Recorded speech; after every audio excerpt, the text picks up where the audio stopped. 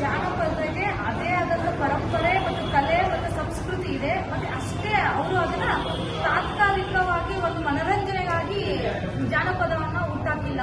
ಅದು ಒಂದು ನಮ್ಮ ಸಂಸ್ಕೃತಿ ಮತ್ತು ಅದಕ್ಕೆ ಒಂದು ಮಹತ್ವವಾದ ಗೌರವ ಇದೆ. ಆದರೆ ಇತ್ತೀಚಿನ ದಿನಗಳಲ್ಲಿ ಕಿರಣ್ ಆಡಿಯೋ ಅನ್ನೋರು ಮತ್ತೆ ಇನ್ನೊಂದಿಷ್ಟು ಯೂಟ್ಯೂಬ್ ಚಾನೆಲ್ಗಳು ಇದ್ದಾವೆ.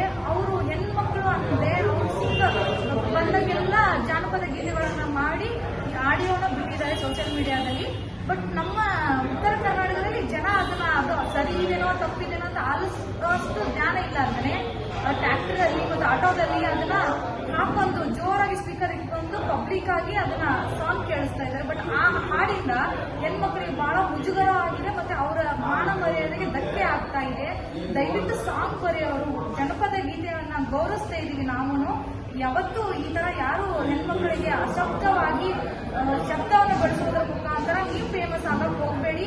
ದಯವಿಟ್ಟು ನಾವು ಇವತ್ತು ನಾವು ಮಹಿಳಾ ಆಯೋಗಕ್ಕೆ ಒಂದು ಮನವಿ ಮಾಡ್ಕೊಂಡಿದೀವಿ. ಆ ಸೋಷಿಯಲ್ ಮೀಡಿಯಾದಿಂದ ಅವನ ಹಾಡುಗಳನ್ನ ಡಿಲೀಟ್ ಮಾಡಬೇಕು ಮತ್ತು ಅವ್ರ ಮೇಲೆ ಕಾನೂನು ಕ್ರಮಗಳನ್ನು ಜರುಗಿಸಬೇಕು. ಮತ್ತೆ ಇದೇ ರೀತಿ ಯಾರೂ ಆ ತರ ಬರೀಬಾರ್ದು ಅಂತ ನಾವು ಮನವಿ ಮಾಡ್ಕೊತಾ ಇದ್ದೀವಿ.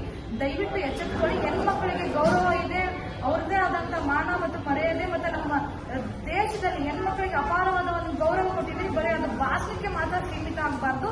ಯಾರು ಈ ತರ ಕಾರ್ಯಕ್ರಮಗಳನ್ನು ಹಾಡು ಬರೆಯೋದ್ರ ಮುಖಾಂತರ ಪಬ್ಲಿಸಿಟಿ ಮಾಡ್ತಾರೆ ಅವ್ರ ಮೇಲೆ ಕ್ರಮ ಜರುಗಿಸಬೇಕು ಅಂತ ನಾವು ಮನವಿ ಮಾಡ್ಕೊಳ್ತಾ ಅದನ್ನು ಮಾತಾಡ್ತೀವಿ.